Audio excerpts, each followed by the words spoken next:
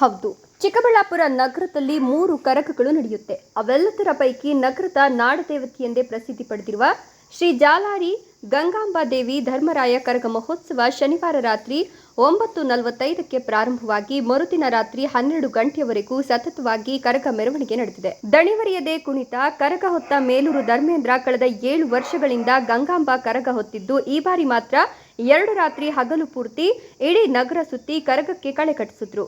ವರ್ಷದಿಂದ ವರ್ಷಕ್ಕೆ ಕರಗ ನೋಡುಗರ ಜನಸಂಖ್ಯೆ ಹೆಚ್ಚುತ್ತಾ ಇದೆ. ಜೊತೆಗೆ ಆರ್ಕೆಸ್ಟ್ರಾಗಳ ಸಂಖ್ಯೆ, ವೇದಿಕೆಗಳು ಹೆಚ್ಚುತ್ತಿವೆ. ಶನಿವಾರ ರಾತ್ರಿ 9:45ಕ್ಕೆ ದೇವಾಲಯದಿಂದ ಹೊರಗೆ ಬಂದ ಕರಗವನ್ನ ಸತತವಾಗಿ 27 ಗಂಟೆ ಮೆರವಣಿಗೆ ಮಾಡಿ ಕುಣಿದು ಕೂಡ ಕುಣಿಸಿ ಕೊನೆಗೆ ಅಗ್ನಿಕುಂಡ ಪ್ರವೇಶ ಮಾಡಿ ದೇವಾಲಯ ಸೇರಿಕೊಳ್ಳುವ ಕರಗವನ್ನ ಶ್ರದ್ಧಾ ಭಕ್ತಿಯಿಂದ ಪೂರ್ಣಗೊಳಿಸಿದ ಶಿಡ್ಲಘಟ್ಟ ತಾಲೂಕು ಮೇಲೂರು ಧರ್ಮೇಂದ್ರ ಎ ನ್ಯೂಸ್ ಟಿವಿಯೊಂದಿಗೆ ಮಾತನಾಡಿ, ಇಷ್ಟೊಂದು ಶಕ್ತಿ ಕೊಟ್ಟು ನನ್ನ ಸಾಮರ್ಥ್ಯ ಪ್ರದರ್ಶಿಸಿದ್ದು ಆ ತಾಯಿ ಗಂಗಮ್ಮಳೆ ಅಂದಿದ್ದಾರೆ ನೋಡಿ. ನಗರ ದೇವತೆ ಅನ್ಸ್ಕೊಂಡಿರ್ತಕ್ಕಂಥ ಜಾಲಾರಿ ಗಂಗಮ್ಮಮ್ಮ ದೇವಾಲಯದ 62ನೇ ವರ್ಷದ ಕರಗ ಮಹೋತ್ಸವ ಭಾಳ ವಿಜೃಂಭಣೆಯಾಗಿ ಆಕರ್ಷಣೀಯವಾಗಿ ನಡೆದಿದೆ.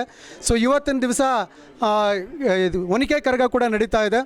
ಸತತವಾಗಿ 27 ಗಂಟೆಗಳ ಕಾಲ ಕರಗವನ್ನು ಹೊತ್ತು ನಗರದ ಜನರನ್ನು, ಸಾವಿರಾರು ಜನರನ್ನು ಆಕರ್ಷಿಸಿ ಒಂದು ದೈವೀಭೂತರೊಂದಿಗೆ ಮಾಡಿದಂಥ ಧರ್ಮೇಂದ್ರ ಅವರು ಕರಗವನ್ನು ಹೊತ್ತಿದ್ದಾರೆ. ಇವರು ಮೇಲೂರಿನ ಗ್ರಾಮಸ್ಥರು, ಶಿಡ್ಲಘಟ್ಟ ತಾಲೂಕು, 32 ವರ್ಷದ ವಯಸ್ಸಾಗಿರ್ತಕ್ಕಂಥವರು. ಕಳೆದ 4 ವರ್ಷಗಳಿಂದ ನಿರಂತರವಾಗಿ ಕರಗವನ್ನು ಹೊರ್ಕೊಂಡು ಬರ್ತಾ ಇದ್ದಾರೆ. ಸೊ ಈ ಚಿಕ್ಕಬಳ್ಳಾಪುರಕ್ಕೆ ಒಂದು ಭೂಷಣ ಅಂತ ಹೇಳಿದ್ರೆ ತಪ್ಪಾಗಲಾರ್ದು. ಆ ಧರ್ಮೇಂದ್ರ ಅವ್ರನ್ನ ಈಗ ನಾವು ಮಾತಾಡ್ಸೋಣ, ನಮ್ಮ ಟಿ ವಿ ಮುಖಾಂತರ ಜನರಿಗೆ ತೋರಿಸ್ಬೇಕು ಅನ್ನೋಂಥ ಉದ್ದೇಶ ಇದೆ.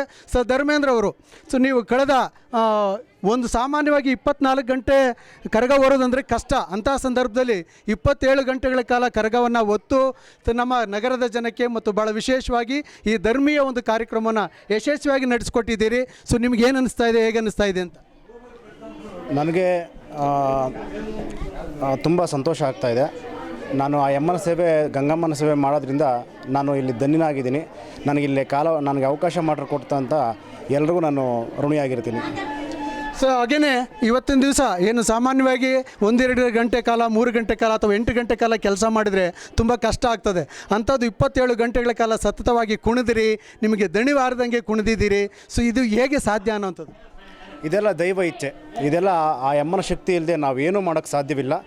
ನಾನು ಒಬ್ಬ ಮನುಷ್ಯ ಅಷ್ಟೇ. ಆದರೆ ಆ ಅಮ್ಮನ ಒಂದು ಆವಾಹನೆ ಆಗುತ್ತಲ್ವ, ಫಸ್ಟ್ ಕರಗ ಬರೋದಕ್ಕೂ ಮುಂಚೆ ಆ ಅಮ್ಮನೇ ನಡೆಸ್ಕೊಂಡು ಹೋಗ್ತಿರ್ತಾರೆ. ನಮ್ಮಿಂದ ಏನೂ ಸಾಧ್ಯವಿಲ್ಲ, ಎಲ್ಲ ಆ ತಾಯಿನೇ ನೋಡ್ಕೊಂಡು ಹೋಗ್ತಾರೆ.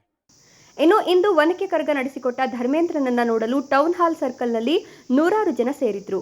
ಕರಗ ಹೊತ್ತ ಧರ್ಮೇಂದ್ರ ಅಕ್ಕನ ಮಗ 12 ವರ್ಷದ ಪ್ರಜ್ವಲ್ ಸಹ ಒನಕೆ ಕರಗ ಹೊತ್ತು ನೃತ್ಯ ಮಾಡಿ ಜನರು ಹುಬ್ಬೇರಿಸುವಂತೆ ಮಾಡಿದ್ರು.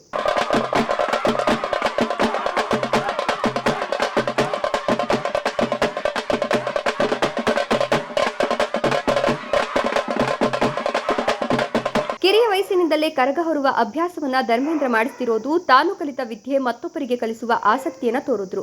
ಈ ವೇಳೆ ಗಂಗಾಂಬಾ ದೇವಾಲಯ ಕರಗ ಅಭಿವೃದ್ಧಿ ಸಮಿತಿ ಅಧ್ಯಕ್ಷ ಮಂಜುನಾಥ್, ಸದಸ್ಯ ಗಂಗಾಧರಪ್ಪ ಹಾಗೂ ಕಾರ್ಯಕಾರಿ ಸಮಿತಿ ಪದಾಧಿಕಾರಿಗಳು ಹಾಜರಿದ್ದರು. ಕೆಎಸ್ ನಾರಾಯಣಸ್ವಾಮಿ, ಚಿಕ್ಕಬಳ್ಳಾಪುರ.